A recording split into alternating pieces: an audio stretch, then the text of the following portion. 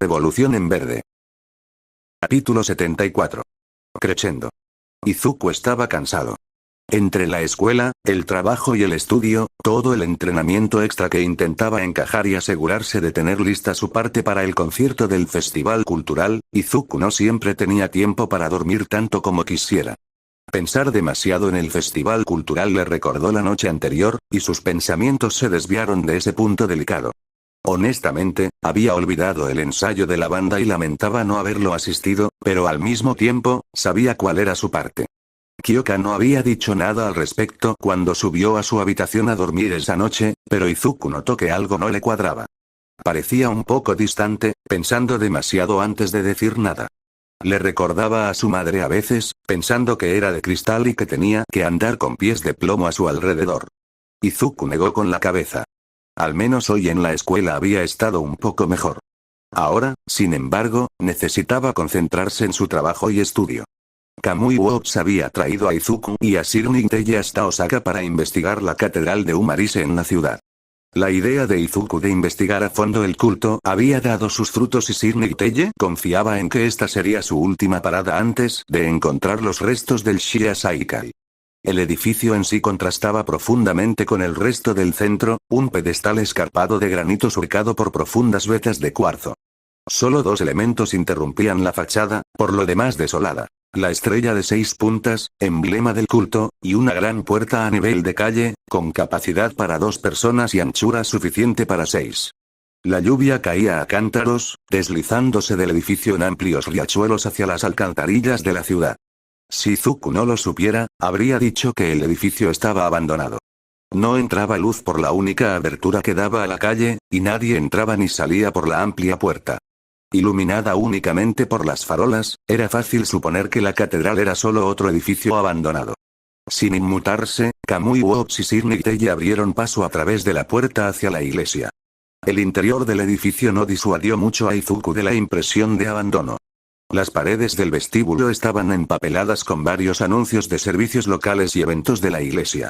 Ninguno tenía más de un mes de antigüedad y una fina capa de polvo lo cubría todo.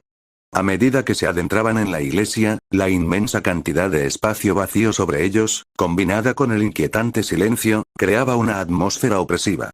El único ruido, aparte de sus propios pasos resonando en el suelo de mármol, era el de la lluvia golpeando el techo, muy por encima de sus cabezas. Sin embargo, había luz al fondo del pasillo. Un puñado de bombillas fluorescentes iluminaban el ábside de la iglesia, mostrando manchas rojizas en el elegante altar dorado, centro de las reuniones de Umarise. Sangre, proclamó Shirley Teye tras pasar un dedo por las manchas. La palabra resonó extrañamente en el espacio cavernoso. Vamos por buen camino. Una vocecita sonó desde una puerta junto al ábside. Izuku y Kamui Works se pusieron firmes, colocándose entre Shirley Teye y quien hablaba. Shirley Teye, por su parte, simplemente se giró hacia el intruso con una ceja levantada. ¿Puedo ayudarle? La que hablaba era una mujer joven, ligeramente más baja de lo normal, con ojos que brillaban bajo la intensa luz fluorescente. Vestía una túnica decorada con la estrella negra y roja de 6 puntas, el logo de Umarise, y llevaba el pelo recogido en una trenza apretada que le caía por la espalda. Quizá fuera por la luz, pero Izuku sintió una profunda tristeza en sus ojos. Estamos investigando a un peligroso grupo de villanos, entonó Shirley Teye, avanzando cojeando. Tenemos motivos para creer que podrían haber estado usando esta iglesia como parte de su plan. ¿Te refieres al Shiya Saikai?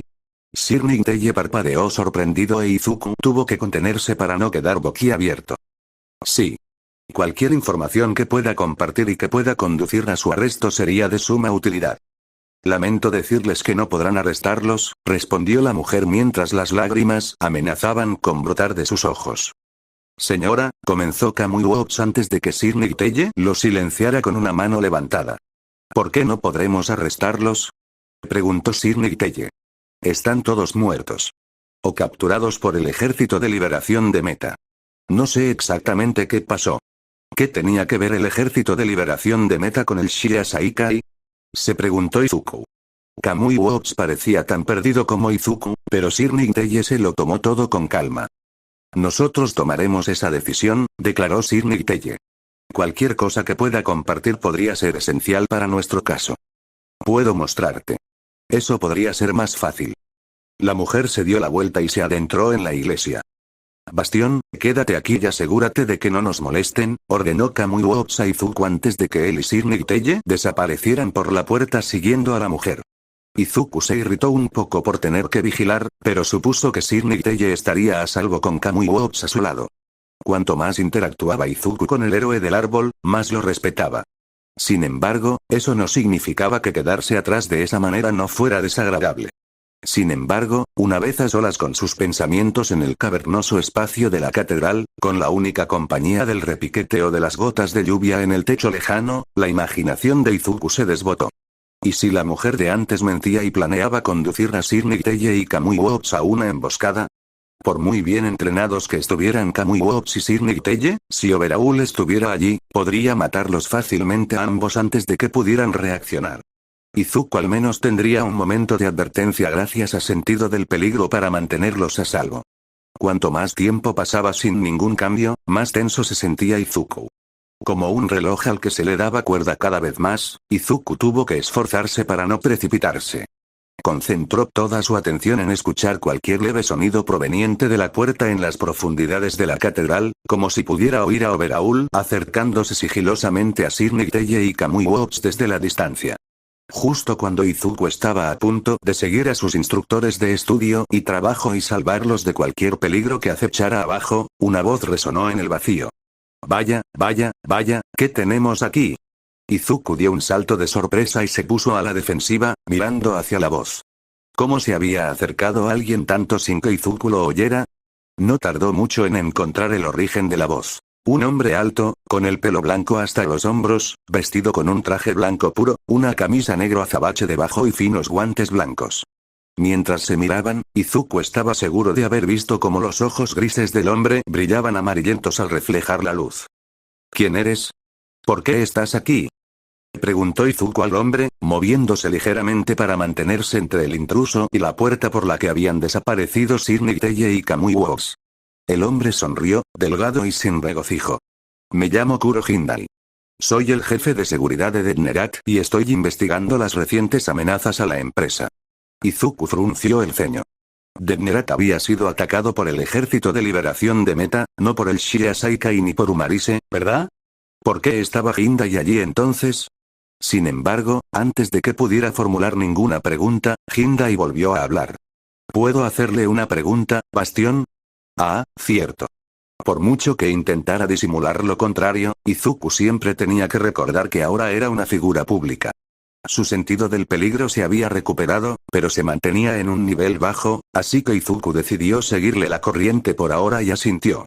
Tienes una perspectiva única, pasando de no tener ningún don a poseer quizás el más poderoso del mundo. Has sido elegido entre todos los habitantes del país para heredar el manto del mismísimo Todopoderoso. La mirada de Hindai se clavó en la de Izuku. Entonces, ¿por qué tú, precisamente, sigues necesitando ir a la escuela de héroes?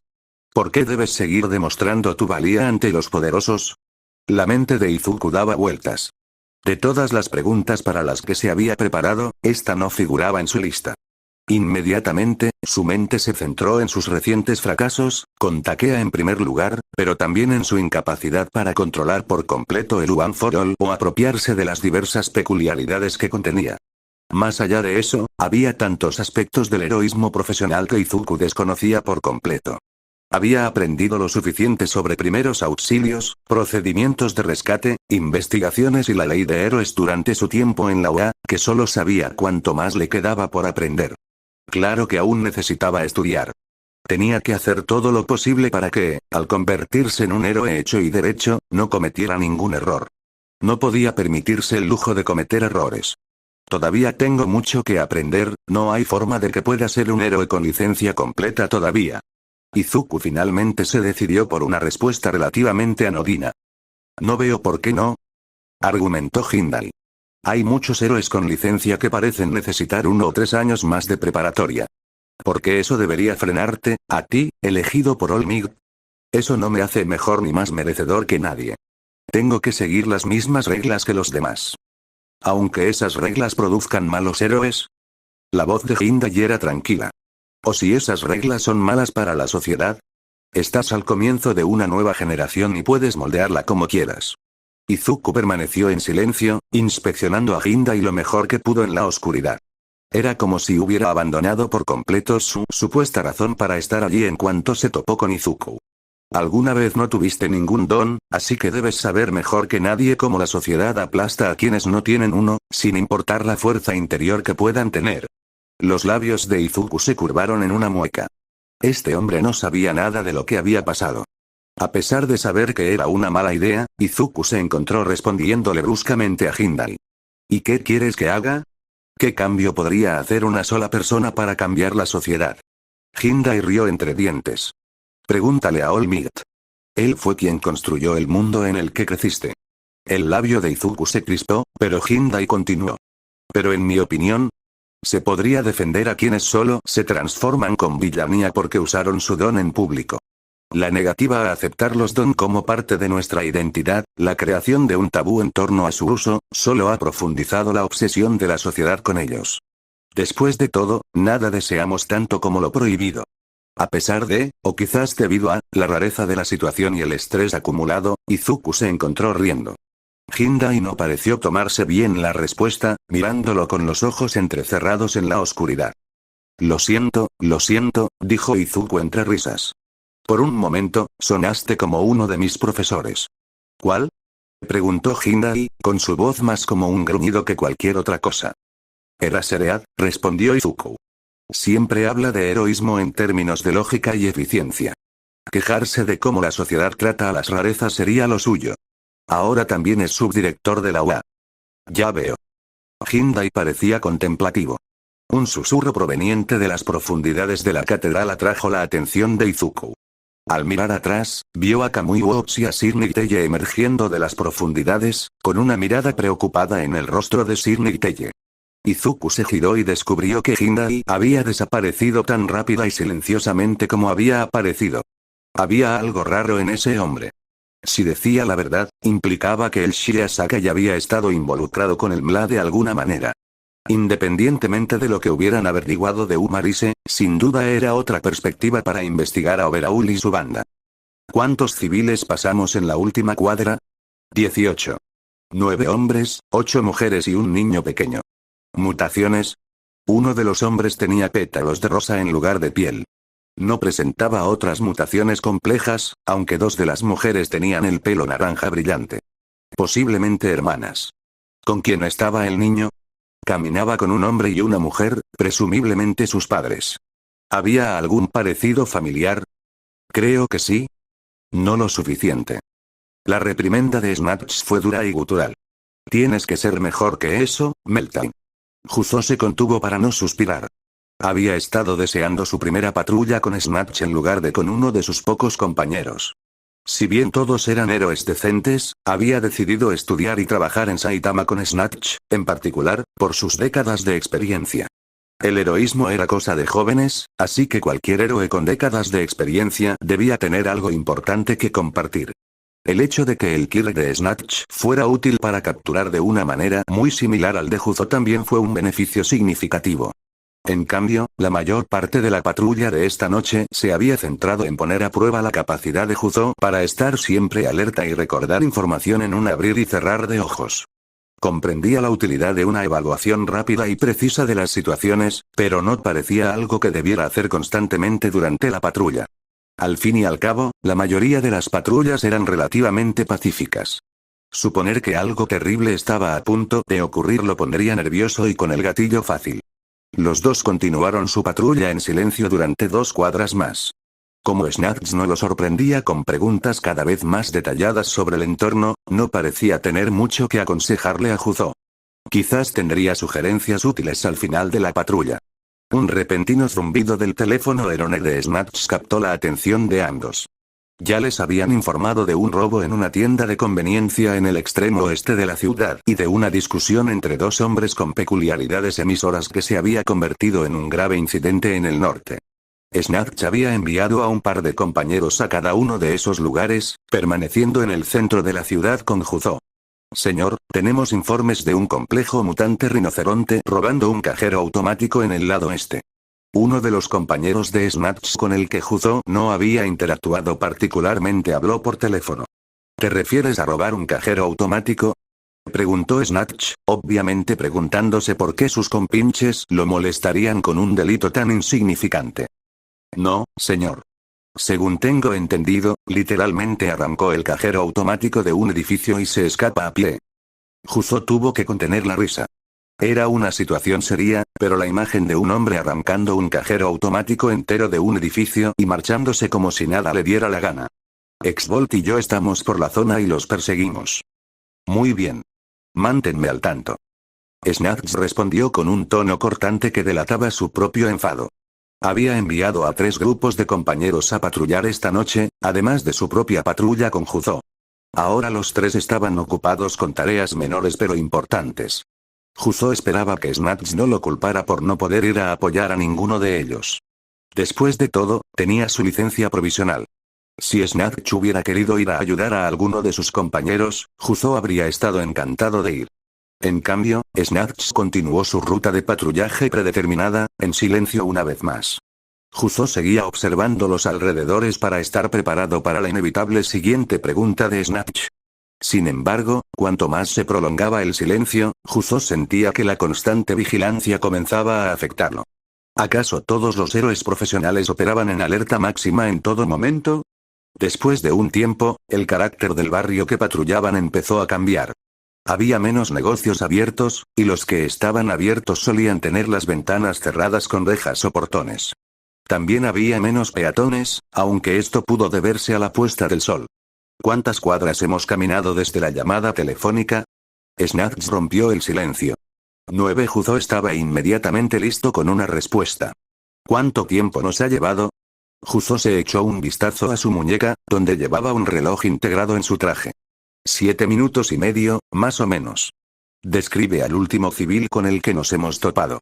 Hombre, calvo, de estatura superior a la media, complexión atlética, sin mutaciones evidentes, bien vestido. Juzo dio la respuesta con viñetas, tal como Snatch le había indicado.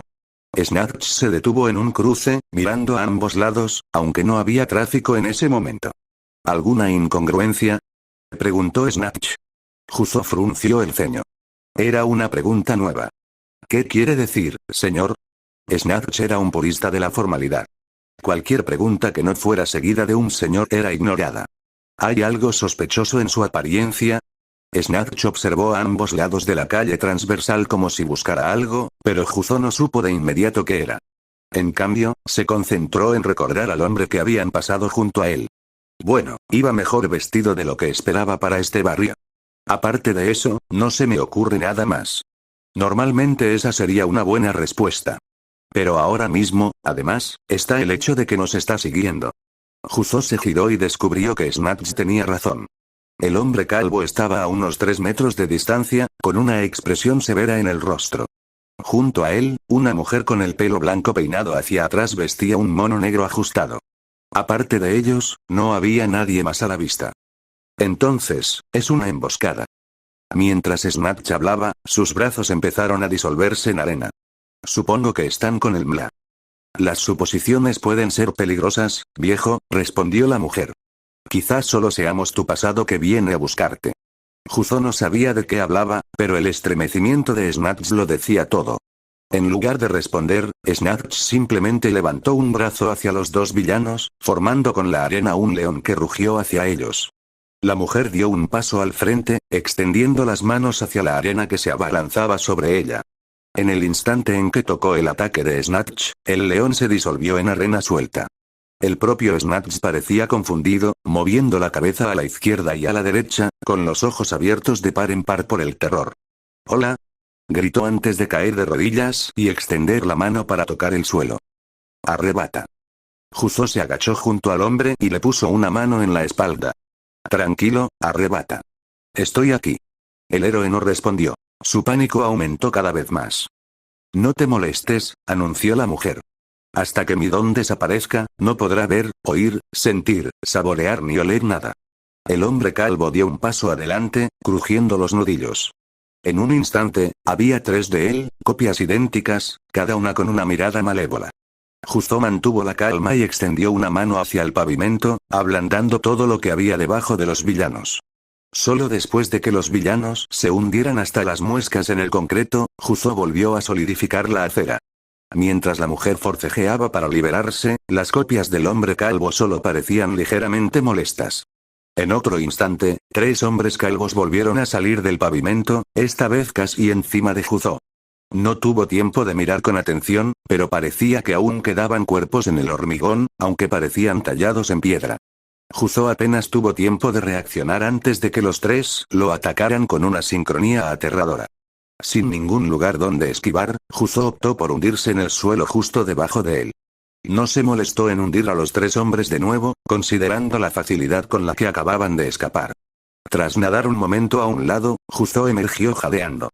No había tenido tiempo de asegurarse de tener suficiente oxígeno antes de sumergirse en el suelo. Sorprendentemente, el villano no lo atacó de inmediato.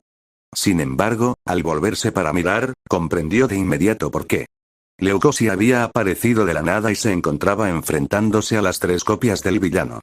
Este era mucho más rápido y fuerte de lo que Juzo habría esperado, pero eso no parecía ser un problema para Leucosia.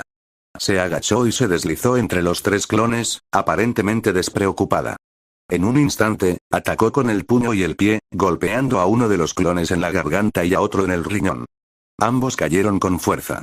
Sin embargo, con un destello de luz, aparecieron 2 clones más, frescos y sanos, mientras que los 2 que acababa de golpear se convirtieron en piedra, haciéndose añicos al caer al suelo.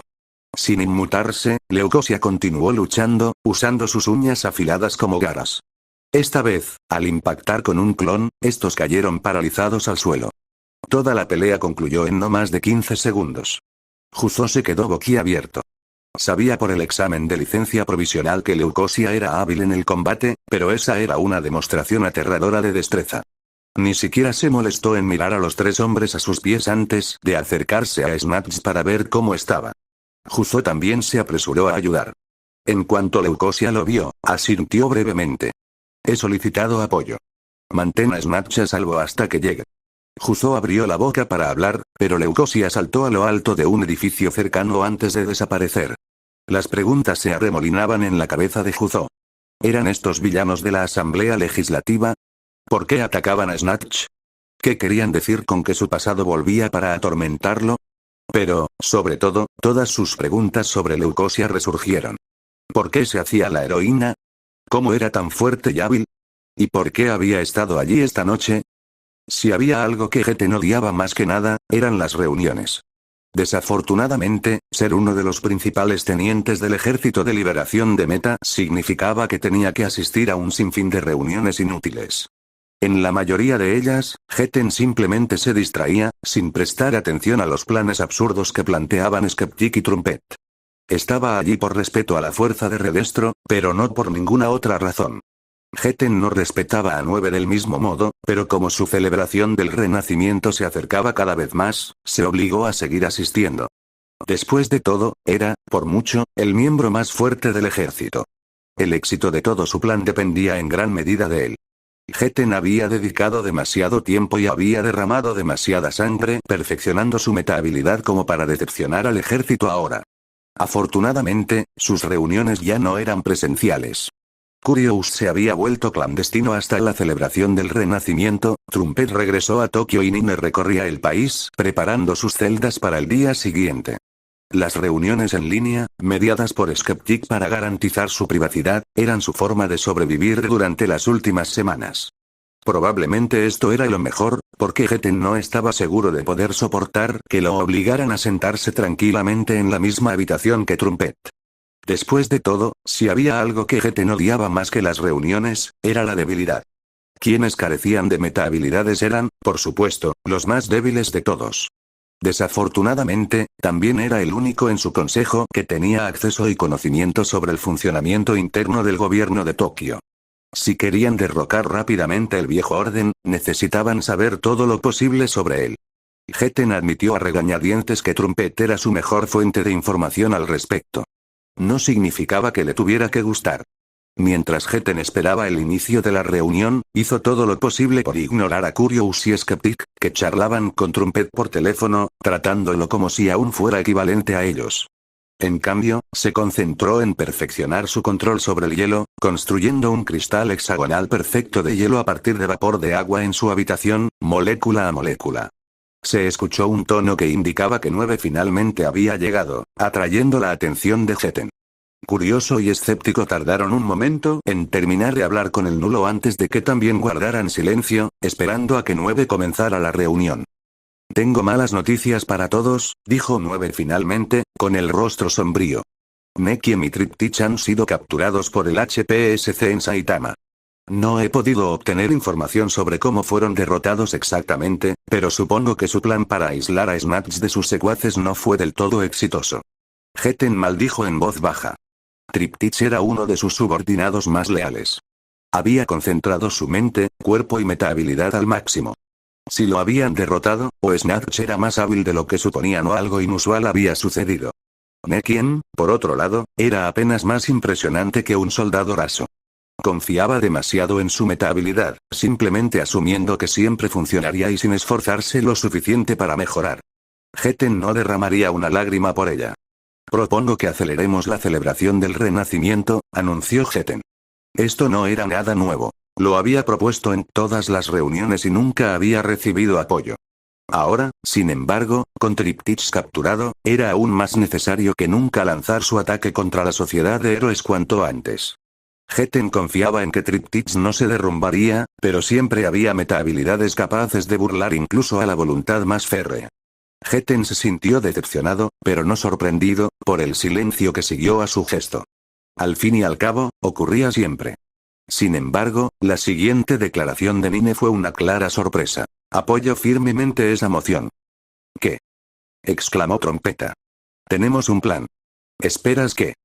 Esperamos que hagas lo que se debe hacer, Trompeta, interrumpió 9 al hombre.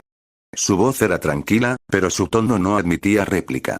Cuanto antes iniciemos nuestro resurgimiento, antes podré salir de esta horrible casa segura. Curious también habló en apoyo.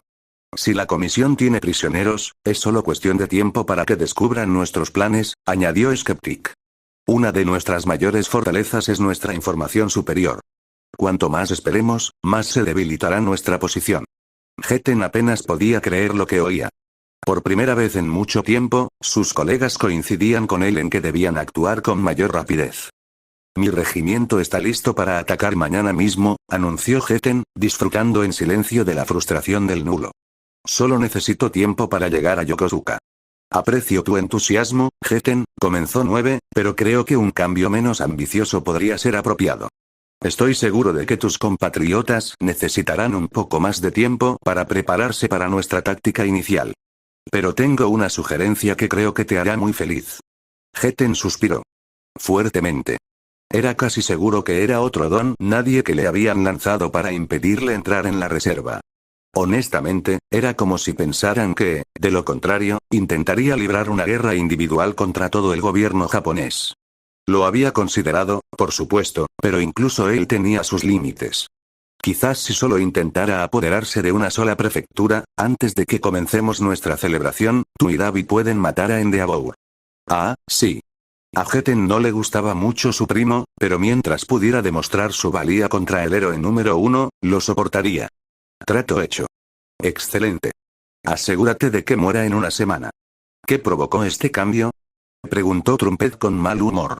Había insistido en que no mataran a ningún héroe antes de su celebración de avivamiento. El riesgo de ser descubierto era demasiado grande para él. Dejamos a los demás con vida para forzar una conversación sobre sus crímenes y no convertirlos en mártires, explicó 9. Los crímenes de Endeavor son demasiado graves para ignorarlos. Además, matar al héroe número 1 conmocionará a la sociedad de héroes hasta sus cimientos justo antes de que ataquemos. El momento es inmejorable. Trompeta buscó el apoyo de Curioso y Escéptico, pero ambos guardaron silencio. Al ver que lo superaban en número una vez más, suspiró. De acuerdo. ¿Hay algún otro cambio en el plan que han decidido? Un pequeño detalle, respondió 9. Una vez que comience la celebración del resurgimiento, evitaremos Waimusutafu lo más posible. ¿Por qué? Preguntó Curious. No estoy en desacuerdo, solo me sorprende. La OA es uno de los pilares de la sociedad de héroes. Si vamos a derrotar a Endeavor, destruir la OA tendría al menos el mismo impacto. Llevo tiempo dándole vueltas a esta idea. El cisma entre Nezu y la comisión es bien conocido. Recientemente he descubierto que su facultad podría ser más receptiva a nuestra forma de pensar de lo que esperaba. Si los dejamos tranquilos, es muy probable que se mantengan neutrales. Claro que, si nos atacan de forma significativa, tomaremos represalias. ¿Cómo podría una escuela atacar a alguien? Preguntó Heten. Sí, los profesores son héroes profesionales, pero se pasan todo el tiempo enseñando. ¿Qué tan fuertes podrían ser? Déjame darte 3 ejemplos, respondió 9. Primero, está Cementos.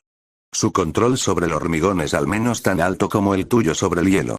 En una zona urbana, es casi imparable. Heten se burló. Nadie estaba a su altura, y mucho menos por encima. 9 sin duda exageraba. Segundo, está Eraseread. Al ver la confusión de los demás miembros de la llamada, se explayó. Es un héroe clandestino, así que les perdono que no lo conozcan. Su metahabilidad le permite borrar temporalmente las metahabilidades de cualquiera que esté en su campo de visión. Heten tragó saliva con dificultad. Era el peor escenario posible. Solo tenía que asegurarse de matar a Eraseread antes de que el hombre pudiera reducirlo a la nada. Sin embargo, incluso en la seguridad de su mente, sabía lo difícil que podía ser garantizar una muerte sorpresa. Por fin está Bastión.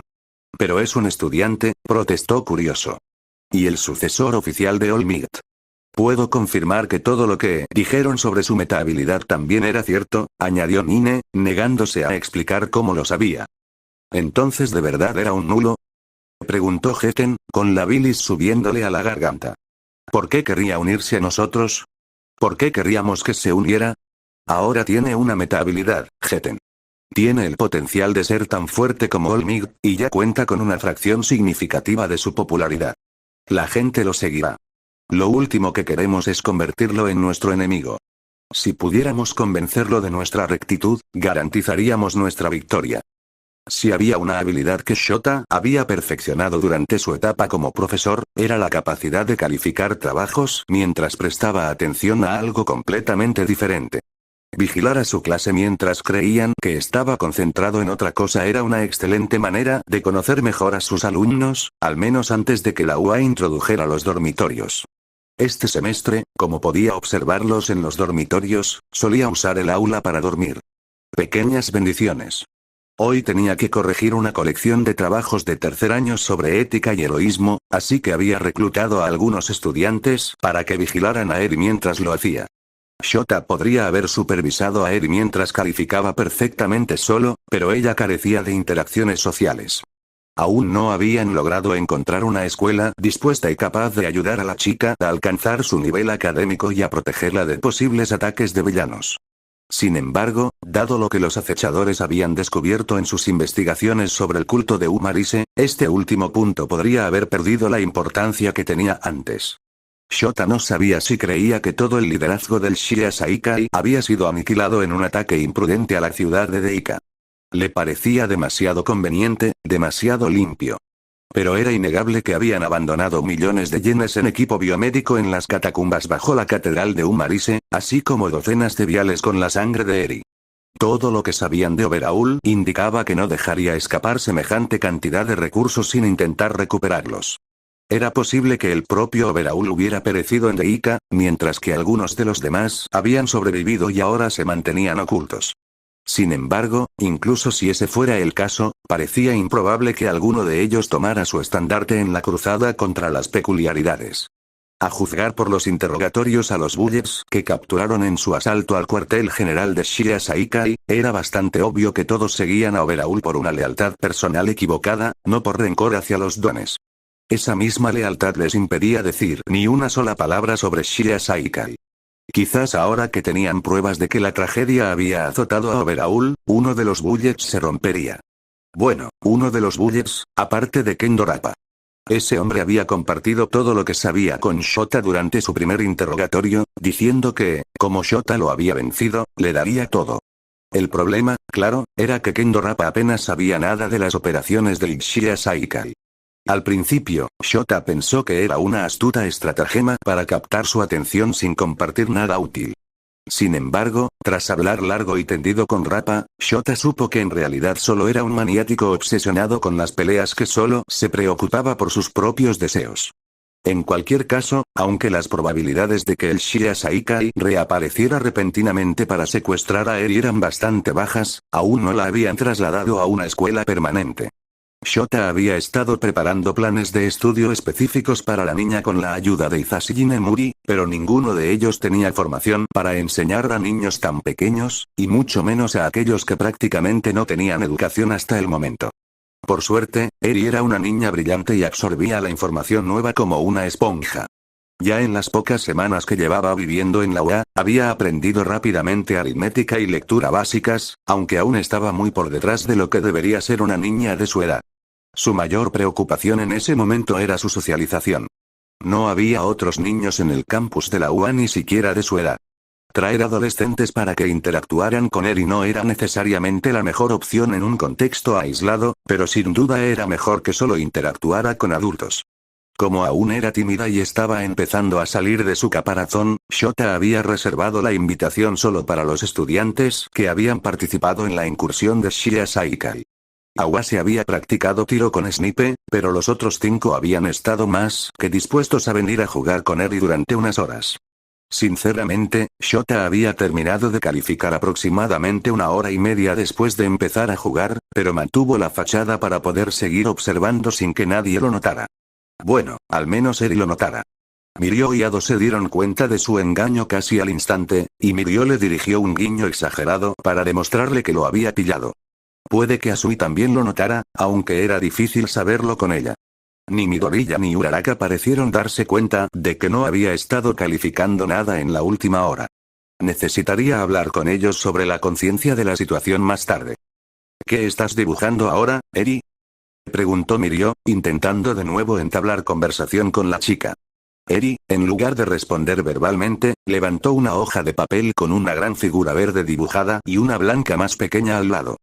«¿Oh no, se supone que es Tsu con uno de sus hermanos?», preguntó Ado, con una leve sonrisa en el rostro. ¿Conoces a su hermanita? Yo no, pero te conozco a ti y a Tsu, y seguro que serían las mejores amigas. No, se quejó Eri. No es Tsu. Entonces, ¿quién podría ser?, preguntó Uraraka juguetonamente. Somos el señor Bastión y yo, exclamó Eri, sosteniendo el papel para que Midoriya pudiera verlo con más claridad. A pesar de la emoción en su voz, seguía sin sonreír mientras intercambiaba opiniones con los estudiantes, y aunque Shota no era un experto con niños de su edad, habría esperado que se mostrara aún más entusiasta cada vez que mencionaba a Midoriya. «Oh. Ya lo veo», exclamó Mirio. «¿No te pareces a ti, Midoriya?». Midoriya, sin embargo, no respondió de inmediato. Seguía dibujando, con un crayón rojo en la mano, pero no parecía prestar mucha atención a la página que tenía delante. En cambio, tenía la mirada perdida, sin fijarse en nada en particular. «¿Señor Bastión? ¿Se encuentra bien?». La voz de Eri era baja, pero pareció suficiente para sacar a Midoriya de su trance de golpe. Parpadeó rápidamente mientras su mirada se fijaba en la mesa frente a él. «Lo siento, Eri, solo estaba distraído». La sonrisa que Midoriya dibujó en su rostro era apenas un poco más amplia de lo que parecía. «Tu dibujo es genial. Se parece mucho a mí». Y con eso, la conversación volvió a fluir. Mirio y Ado dominaron la conversación, como siempre, pero todos se aseguraron de que Eri tuviera la oportunidad de expresarse como quisiera. Shota estaba feliz de que Eri tuviera interacción social, pero seguía preocupado por su estado emocional en general. En las semanas desde que estuvo bajo su cuidado, no la había visto sonreír ni una sola vez. Esperaba que una cita para jugar con algunas de las personas en las que más confiaba la ayudara a abrirse aún más, pero al parecer no fue así. «Señora Izawa». Uraraka aparentemente todavía creía que estaba calificando y no se dio cuenta de que ella se levantó y caminó hacia su espacio de trabajo. «¿Qué pasa, Uraraka?». «Estábamos hablando con él y quiere conocer a más estudiantes héroes. ¿Podríamos organizar una visita para ella con nuestra clase? Los de tercer año pasan la mayor parte del tiempo estudiando y Tsu está bastante seguro de que Mineta diría algo inapropiado si la presentamos a uno, b». Shota parpadeó. No era la peor idea del mundo. Eri seguía siendo inquieta con los desconocidos, pero la única manera de lidiar con eso era exponerse. De todos los grupos de personas que podían usar para eso, la clase 1A era probablemente una de las mejores opciones. Me parece bien, pero al final es decisión de Eri. Al menos por ahora. Si se negaba durante mucho tiempo, Shota la forzaría. Necesitaba interacción social de una forma u otra. Shota volvió a fingir que calificaba, pero Uraraka seguía rondando cerca en lugar de volver a jugar con Eri. Unos momentos después, Shota suspiró. ¿Qué más necesitas, Uraraka? Me preguntaba si tú y Nezu habían descubierto algo más sobre Toga, dijo Uraraka apresuradamente. Shota arqueó una ceja. Hemos llegado a un punto muerto en ese aspecto. ¿Qué ha provocado esto? Al parecer, apareció cuando atacaron a Snatch el otro día. Onenuki dijo que derribó a uno de los atacantes en menos de un minuto. He estado distraído estudiando con Ryukyu, así que pensé que podría haber algo nuevo. Por ahora, concéntrate en ti misma. Te prometo que Nezu y yo te avisaremos si surge algo. Uraraka asintió, aunque con cierta incertidumbre, antes de regresar para seguir jugando con Eri. Shota añadió otra tarea a su cada vez más extensa lista mental. Leucosi había sido un fantasma durante los últimos meses, a pesar de la llamativa presentación que la comisión hizo de ella y de Stendhal. Quizás ahora que operaban más abiertamente podrían averiguar algo concreto sobre ella. Y con suerte no sería nada tan malo como lo que Shota temía. Una de las grandes desventajas de realizar su trabajo de estudio con Ganorka era la distancia desde la UA. Kyoka tenía mucho tiempo en el tren para terminar su tarea y repasar todo de las clases que se perdió, pero el viaje de ida y vuelta a Osaka todavía consumía mucho tiempo. En particular, significaba que a menudo regresaba al campus mucho más tarde de lo que hubiera preferido. Afortunadamente, estar en programa de estudio y trabajo la eximía del toque de queda los días que estaba en Osaka. De lo contrario, no quería pensar en cuántas detenciones habría acumulado antes de graduarse. La verdadera desventaja de volver tan tarde era que Izuku solía acostarse antes que ella. Solo pasaban unas cuantas noches en el campus, así que Kyoka siempre se decepcionaba un poco al no poder abrazarlo y acurrucarse con él toda la noche. No lo culpaba por dormir cuando y donde podía, por supuesto. Si ella pudiera, también se acostaría temprano. Entre correr por la mañana temprano y trasnochar estudiando, el sueño podía escasear. Por lo tanto, fue una sorpresa ver la luz encendida en la habitación de Izuku cuando Kyoka regresó al campus tarde el domingo por la noche. Después de un largo fin de semana en Osaka, no había muchas cosas que deseara más que meterse en la cama y quedarse dormida, pero si Izuku estaba despierto y no en el gimnasio ahora mismo, pensó que valdría la pena intentar que hablara con ella. Después de dejar sus cosas en su habitación, corrió a la habitación de Izuku en el quinto piso con la esperanza de llegar antes de que él decidiera dormirse. Al salir del ascensor, sintió alivio al ver a un luz bajo la puerta y escuchar las notas de su parte provenientes de la habitación. Kyoka levantó la mano para tocar y se detuvo mientras Izuku se acercaba a la parte más difícil de su parte de guitarra, un breve solo que Kyoka se había asegurado de que pudiera tocar. Lo consiguió, pero solo un poco por detrás del ritmo.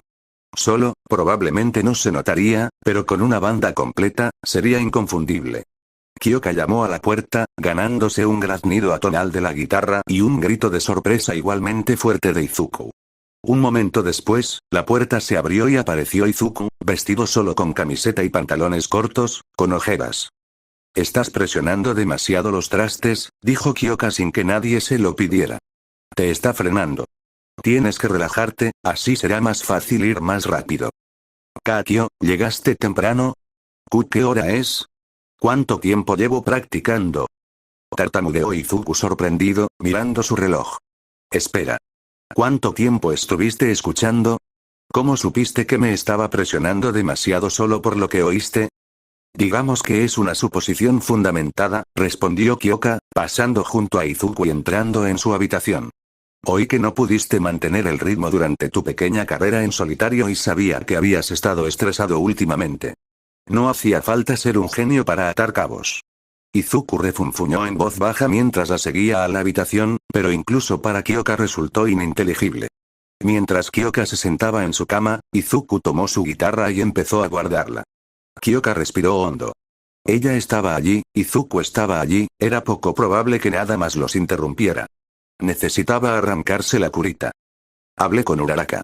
Tengo una idea bastante clara de lo que pasó en la incursión de Shia Saikai. Izuku se quedó paralizado. Creo saber qué te preocupa, pero no estoy seguro. ¿Podemos hablar de ello? Por favor. No hay nada de qué hablar, respondió finalmente Izuku mientras volvía a moverse. Es solo que últimamente he estado ocupado. Sé que tú también. ¿Cuánto tiempo has pasado en el gimnasio o entrenando? Preguntó Kyoka, sabiendo perfectamente la respuesta. ¿Cuánto tiempo has obligado a Kamui Works a trabajar en Roppongi?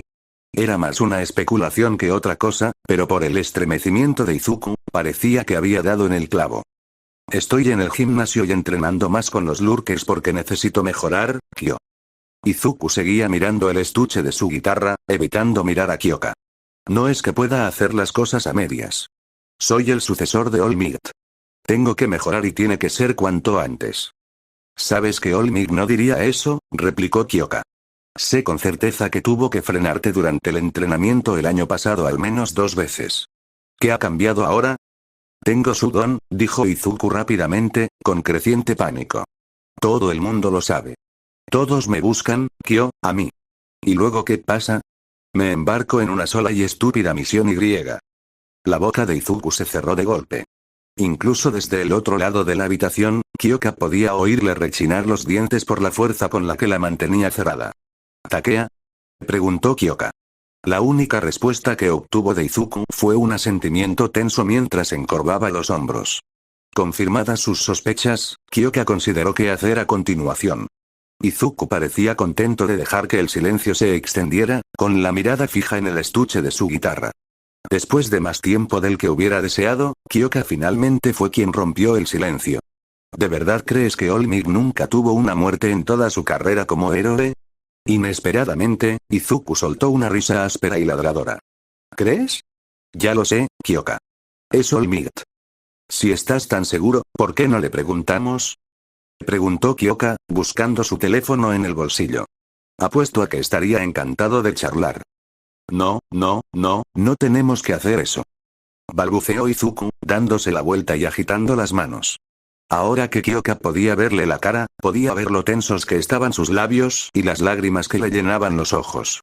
O sea, suele acostarse muy temprano últimamente. No hace falta que lo despertemos. Bueno, podemos preguntarle mañana después de clase si aún no estamos seguros, concedió Kyoka. Pero se me ocurre un ejemplo ahora mismo. El distrito Camino. Black King. ¿Fue culpa de All Might que Black King muriera en esa incursión? ¡No! Espetó Izuku, frunciendo el ceño. No fue su culpa, y fue una situación completamente distinta. Después de todo, si yo... Una vez más, la boca de Izuku se cerró de golpe, con la mandíbula tensa. Cambiando ligeramente su plan, Kyoka preguntó con cautela. ¿Si tú, qué? Izuku miró a un lado, sin querer mirarla a los ojos. Cuando habló, lo hizo en un tono tan bajo que, si Kyoka no hubiera tenido su don, quizá no lo habría oído. Si no me hubieran capturado, no habría habido una redada y él nunca habría muerto. Kyoka parpadeó rápidamente. Izuku, tú fuiste la víctima. Respiró hondo al ver que Izuku se encogía ante su tono de voz y decidió cambiar de táctica. Bueno, piénsalo así. Rescataste a gente que la Yakuza tenía prisionera, ¿verdad? Izuku asintió con cautela. Bueno, según tu lógica, la muerte de Takea sería culpa suya. Al fin y al cabo, si no los hubieran hecho prisioneros, no habría sido necesario un asalto. ¿Es eso lo que quieres decir? ¡No! Gritó Izuku, volviendo la cabeza hacia Kyoka tan rápido que las lágrimas contenidas se le escaparon de la cara. No es su culpa. Es mi culpa. Debería haber sido más rápido. Más fuerte. Las lágrimas corrían por las mejillas de Izuku cuando finalmente se rindió y rompió a llorar. Estaba justo ahí, y no pude hacer nada para salvarle la vida. ¿De qué sirve tener este don si no puedo salvar a la persona que tengo delante? Kyoka no había pensado tan a futuro.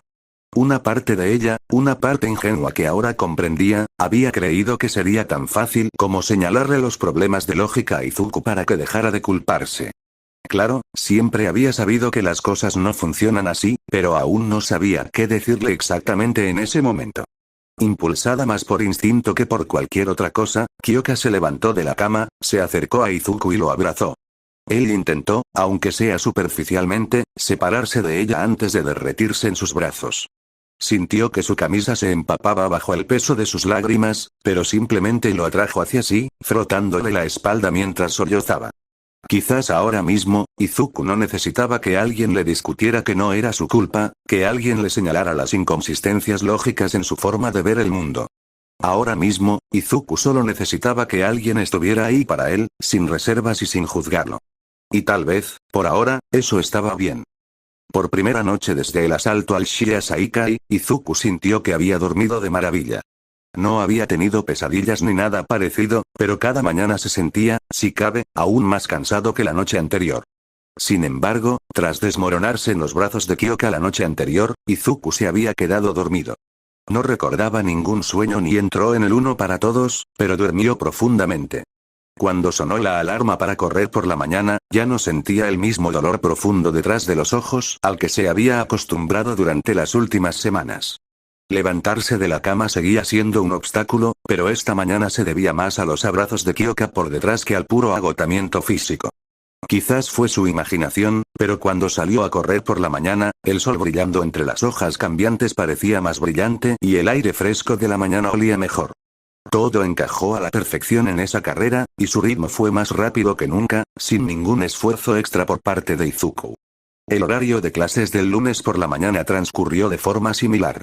El cálculo introductorio que Ectoplasm les había enseñado la semana anterior de repente cobró sentido para Izuku, e incluso la clase de historia del arte moderno de Midnight no le pareció tan aburrida como de costumbre.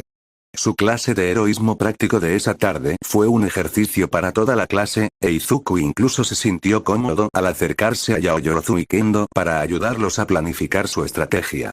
La situación era simple. Un grupo de villanos se había apoderado de un edificio de oficinas en la fase beta del campo de entrenamiento.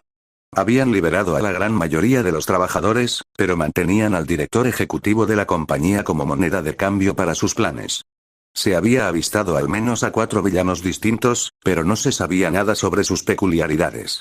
Solo se les había dicho a los héroes que era imperativo recuperar el edificio lo antes posible, antes de que los villanos pudieran llevar a cabo su plan.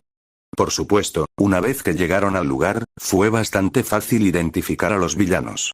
2 de ellos custodiaban el edificio justo afuera, con un círculo de autos destrozados alrededor.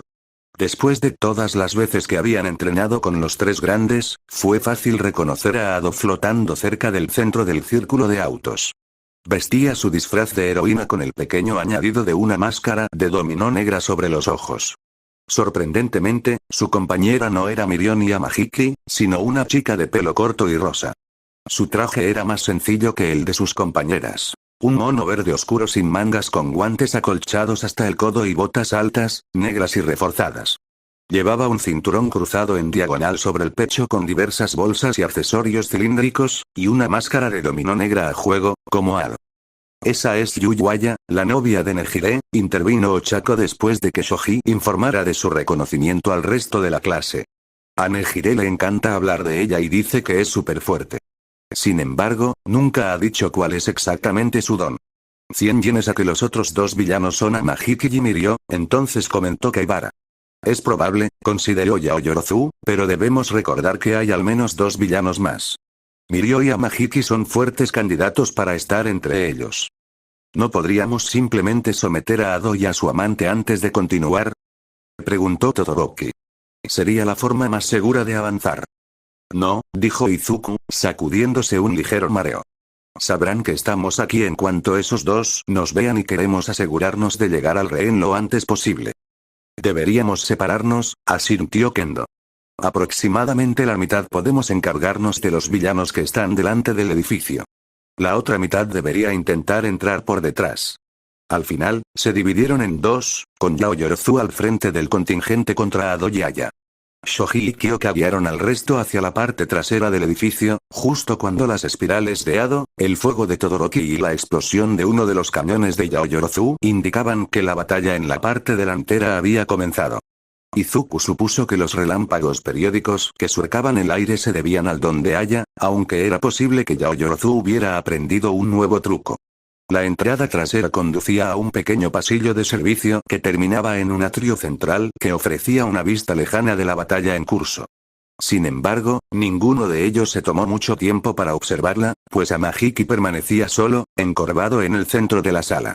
Él también vestía su traje de héroe, con el pequeño añadido de una máscara de dominó negra.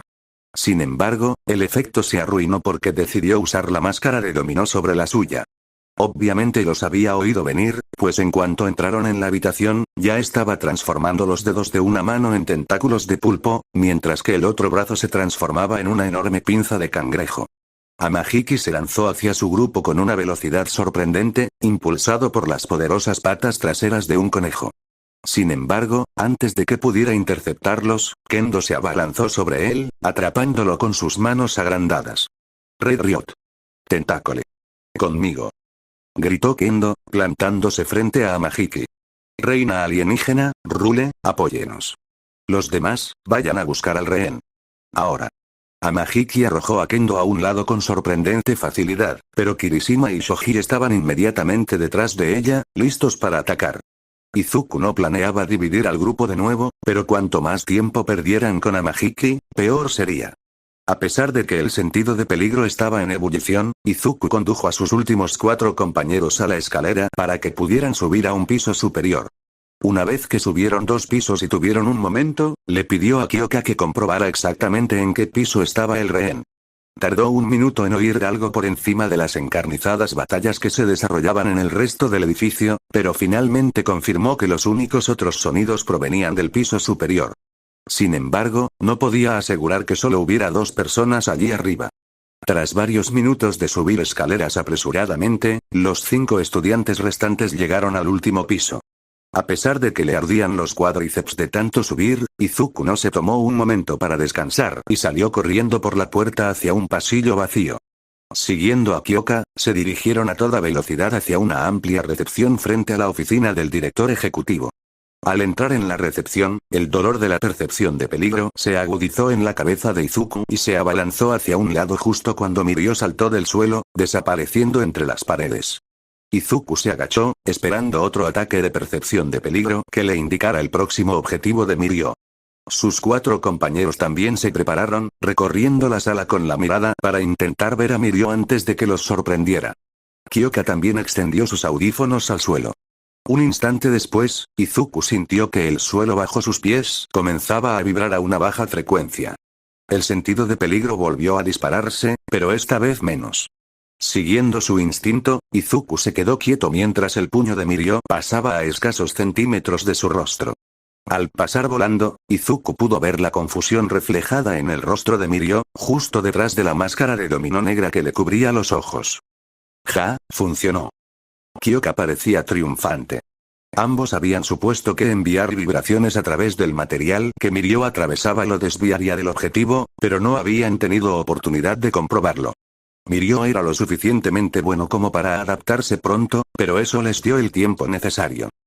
Podemos mantenerlo ocupado. Ve por el rehén y termina con esto, Bastión. Rin, Awase y Shiozaki expresaron su acuerdo con Kyoka. Una vez más, Izuku ya no planeaba separarse, pero el tiempo era crucial y él era, con diferencia, el más rápido de todos. Izuku se lanzó hacia la oficina del director ejecutivo, usando el One for All para acelerar. Las puertas se abrieron a otra antesala, esta vez con aires de sala de estar. Gruñendo, Izuku avanzó por el siguiente juego de puertas. Finalmente, Izuku encontró el lugar donde se encontraba el rehén. La oficina principal del director ejecutivo estaba dominada por un enorme escritorio de madera frente a una hilera de ventanas con vistas a la ciudad, que era el campo de entrenamiento beta. Sin embargo, Izuku no se concentró en la vista ni en los muebles de imitación de la habitación. En cambio, estaba concentrado en el rehén y el 5.º villano que lo vigilaba. El rehén era All Might en su forma encogida, con un traje sorprendentemente ajustado. Estaba atado a la gran silla giratoria de cuero detrás del escritorio, con una mordaza colocada bruscamente en su boca. El villano final, sin embargo, fue Snipe. A diferencia de los estudiantes anteriores, Snipe no había cambiado su disfraz. Era difícil verlo como algo más que un villano, dado que apuntaba con uno de sus enormes revólveres a All Might. Bueno. Llegaste un poco más rápido de lo que esperaba, dijo Snipe arrastrando las palabras. Pero no hay problema. Solo nos da más tiempo para repasar mis exigencias. Snipe empezó a enumerar exigencias, pero Izuku no le hacía caso. Solo veía el revólver apuntando a la cabeza de All Might. No era un arma estándar, con una enorme recámara que sobresalía de su costado, diseñada específicamente para munición no letal. Pero Izuku era perfectamente consciente de que Snipe podía, y había usado, balas estándar en su pistola en el pasado.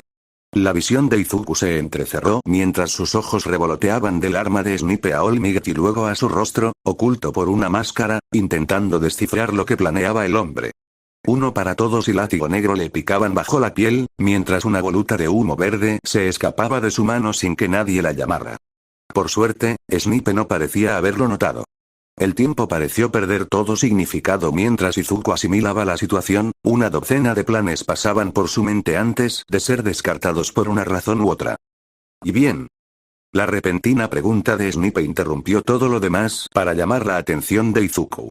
¿Trato hecho? ¿O tengo que hacer algo desagradable? La mano enguantada de Snipe se apretó alrededor del mango de la pistola. Una gota de sudor se formó en la frente de All Might, aunque el hombre no parecía particularmente preocupado.